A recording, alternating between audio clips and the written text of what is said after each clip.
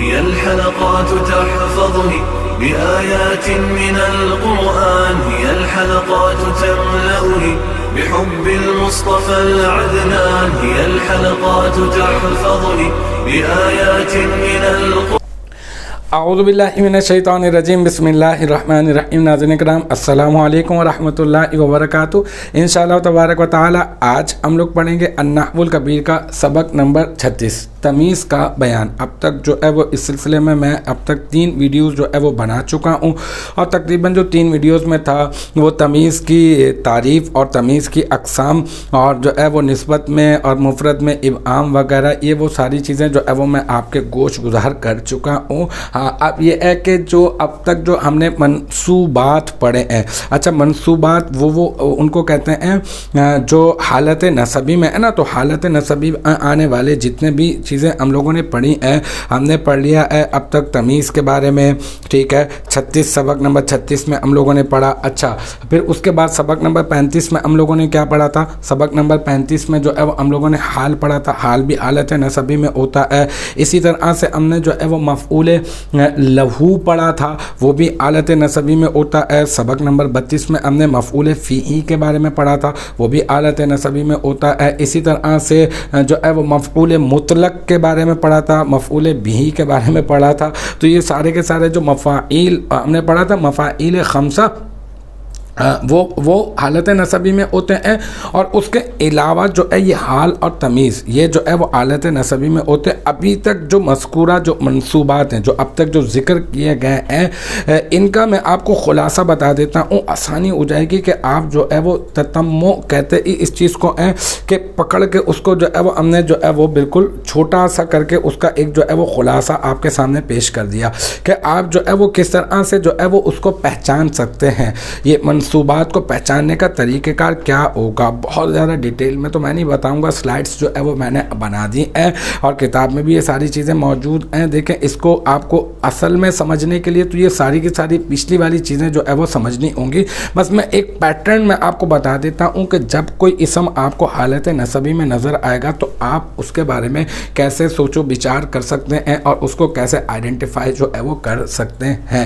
تو دیکھتے ہیں کہ بھائی تتموں میں کیا ہے ہمارے پاس۔ دیکھیں بتا رہے ہیں کہ مذکورہ منصوبات کی پہچان کا طریقہ، اگر یعنی جب کوئی اسم آپ کو حالت نسبی میں نظر آئے، آپ نے دیکھا بھائی یہ والا اسم جو ہے وہ حالت نسبی میں ہے، تو آپ دیکھیں کہ وہ مصدر ہے یا نہیں، ٹھیک ہے۔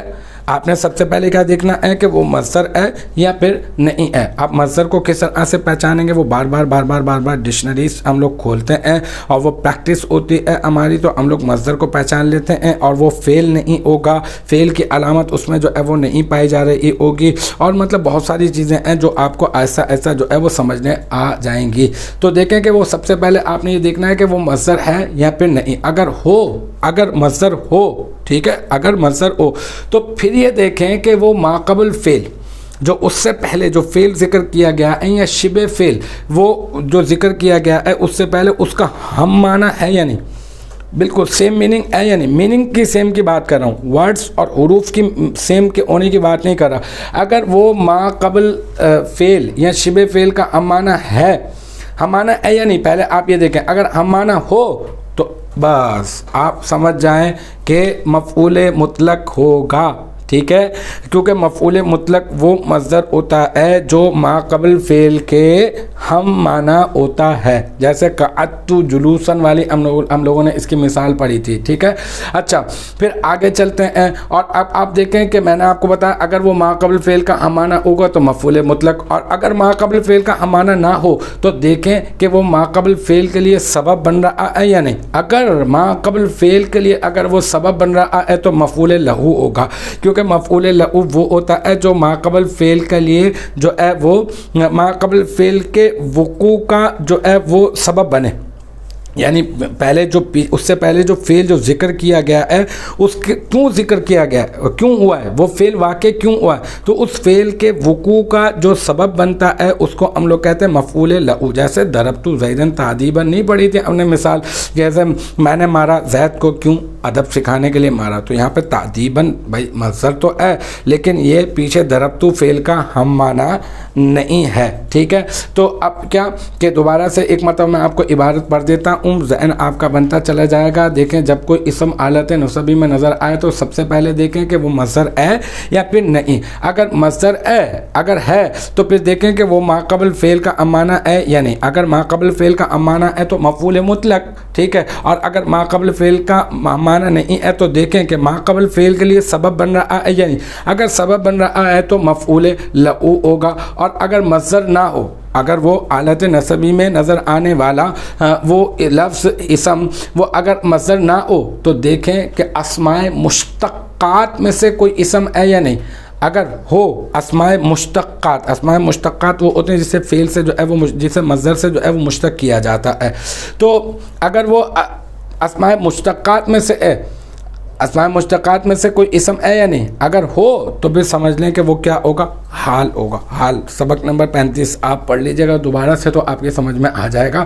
اور اگر صیغہ صفت بھی نہ ہو تو دیکھیں کہ اگر اس میں ظرف ہے یا پھر نہیں، اور اگر اس میں ظرف ہے تو بس سمجھ لیں یعنی فعل کے واقع ہونے کی جگہ یا وقت پہ دلالت کر رہا ہے تو آپ سمجھ لیں پھر وہ مفعول فیعی ہوگا. اور اگر ظرف بھی نہ ہو تو ملاحظہ کیجئے کہ وہ اسم واو بامانہ معا کے بعد واقع ہے یا نہیں. اگر واو بامانہ معا کے بعد واقع ہے تو مفعول معہو ہوگا، کیونکہ مفعول معہو ہوتا ہی وہی ہے جو ما قبل فعل کے جو واو بامانہ معا کے بعد ہوتا ہے. ٹھیک ہے، اور اگر ایسی واو کے بعد بھی مذکور نہ ہو تو پھر غور کریں کہ وہ کسی ایسی ذات پہ دلالت کر رہا ہے یا نہیں کہ جس پر فاعل کا فعل واقع ہوا ہے. اگر جواب ہاں ہے تو مفعول بھی ہوگا، اور جواب نہ ہے تو وہ کیا ہوگا، وہ ہوگا تمیز. تو یہ جو ہے وہ ایک تتمو تھا، ایک خلاصہ تھا مذکورہ منصوبات کو پہچاننے کے لیے.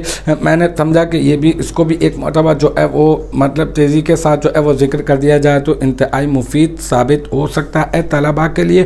تو مجھے امید ہے کہ یہاں تک کی بات جو ہے وہ آپ کی سمجھ میں آ گئی ہوگی انشاءاللہ تبارک و تعالی. نیکسٹ ٹائم اگلی ویڈیو، اگلی کلاس اور اگلے سبق کے ساتھ ملاقات ہوگی. جب تک آپ اپنا بہت خیال رکھیے گا. وآخر دعوانا ان الحمدللہ رب العالمین.